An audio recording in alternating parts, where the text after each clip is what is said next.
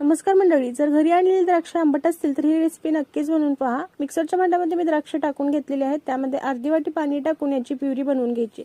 आता ही प्युरी गाळून घ्यायची आणि मोजून घ्यायची आहे। 3 कप जर प्युरी असेल तर 1 कप कॉर्नफ्लॉवर टाकून छान असं मिक्स करून घ्यायचं। मिक्स करून घेतल्यानंतर बाजूला ठेवून द्यायचं। तर ज्या कपने आपण प्युरी मोजून घेतलेली होती त्याच कपने 2 कप साखर टाकून घ्यायची आहे आणि पाव कप पाणी टाकून घ्यायचं आहे आणि मंद आचेवरती साखर पूर्णपणे विरघळून घ्यायची आहे।